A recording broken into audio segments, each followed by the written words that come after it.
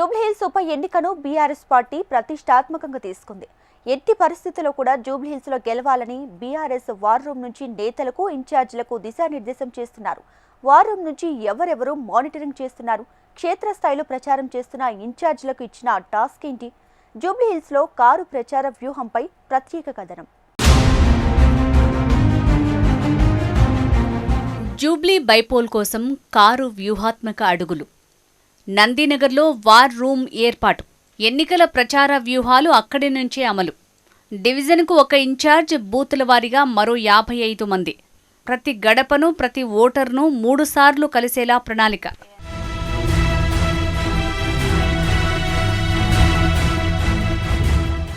జూబ్లీహిల్స్ ఉప ఎన్నికల్లో BRS party గెలుపుపై ప్రత్యేక దృష్టి పెట్టింది. నందినగర్లోని కేసీఆర్ నివాసంలో వార్ రూమ్ని ఏర్పాటు చేసి ఎన్నికల ప్రచార వ్యూహాలను అక్కడి నుంచి అమలు చేస్తూ ఇన్ఛార్జీలకు దిశానిర్దేశం చేస్తున్నారు. ఒక్కో డివిజన్కు ఒక్క ఇన్ఛార్జిని ఇప్పటికే నియమించిన పార్టీ మరో 55 మంది ఇన్ఛార్జీలను బూతుల వారీగా నియమించింది.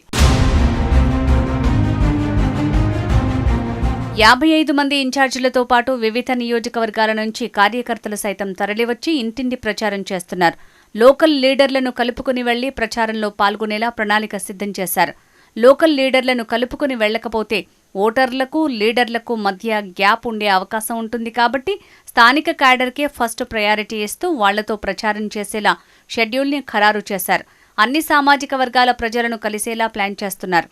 ముఖ్యంగా బస్తీలపై ఎక్కువ దృష్టి పెట్టేలా వ్యూహరచన చేస్తున్నారు. మునుగోడు ఉప ఎన్నికల్లో బీఆర్ఎస్ పార్టీ ఏ విధంగా అయితే ఫార్ములాను అమలు చేసిందో అదే ఫార్ములాను జూబ్లీహిల్స్ ఎన్నికల్లో అమలు చేయాలని డిసైడ్ అయింది గులాబీ అధిష్టానం. అందులో భాగంగానే నందినగర్లో ఏర్పాటు చేసిన వార్ రూమ్లో టీఆర్ఎస్ పార్టీ వర్కింగ్ ప్రెసిడెంట్ కేటీఆర్తో పాటు పార్టీ సీనియర్ నేతలు హరీష్ రావు, తలసాని శ్రీనివాస్ యాదవ్, మహమ్మద్ అలీ, పద్మారావు గౌడ్ వార్ రూమ్ ఇన్ఛార్జీలుగా ఉన్నారు. ఎప్పటికప్పుడు జూబ్లీహిల్స్లో ప్రచార సరళిని, జనాల నాడిని విశ్లేషిస్తూ వ్యూహాలను అమలు చేస్తూ ముందుకు వెళ్తున్నారు. నియోజకవర్గంలో బీఆర్ఎస్ చేసిన అభివృద్ధి, కాంగ్రెస్ వైఫల్యాలను ప్రజల్లోకి తీసుకువెళ్లేలా కార్యాచరణ రూపొందిస్తున్నారు. అందులో భాగంగానే ప్రతి గడపకు కాంగ్రెస్ ఇచ్చిన హామీలకు సంబంధించిన బాకీ కార్డులను పంపిణీ చేస్తున్నారు బీఆర్ఎస్ నేతలు. గతంలో బీఆర్ఎస్ చేసిన పనులకు ఇప్పుడు కాంగ్రెస్ పాలనకు తేడా చూపుతూ ప్రజల మద్దతు కూడగట్టాలని చూస్తోంది. వార్ రూమ్లోకి ఎవరికీ అనుమతి ఇవ్వకుండా ప్రణాళికలు సిద్ధం చేస్తూ వాటిని అమలు చేసే విధంగా ఇన్ఛార్జీలకు ఎప్పటికప్పుడు సూచనలు చేస్తుంది వార్ రూమ్. హైదరాబాద్ నగరంలో బుల్డోజర్ ఇళ్లలోకి రావాలి అంటే కాంగ్రెస్కి ఓటు వేయాలి అంటూ ప్రతి అంశాన్ని ప్రజల్లోకి తీసుకువెళ్లాలని బీఆర్ఎస్ ఇన్ఛార్జీలకు దిశానిర్దేశం చేసింది.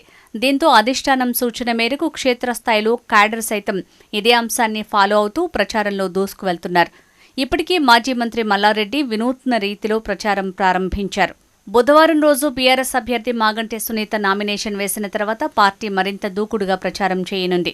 ఎన్నికల ప్రచారం ముగిసే నాటికి ప్రతి గడపను, ప్రతి ఓటర్ను 3 సార్లైనా టచ్ చేసే విధంగా ప్రచారం నిర్వహించాలని ఇన్ఛార్జీలకు సూచించారు వర్కింగ్ ప్రెసిడెంట్ కేటీఆర్. గత అసెంబ్లీ ఎన్నికల్లో హైదరాబాద్ నగరంలో బీఆర్ఎస్ పార్టీకి అన్ని స్థానాలను ప్రజలు కట్టబెట్టారని, అదేవిధంగా ఈ ఉప ఎన్నికల్లో కూడా బీఆర్ఎస్కే ప్రజలు పట్టం కట్టబోతున్నారని ధీమా వ్యక్తం చేస్తున్నారు. దొడ్డిదారిన గెలిచేందుకు కాంగ్రెస్ ఓటు చోరీకి పాల్పడుతోందని ఆరోపించారు.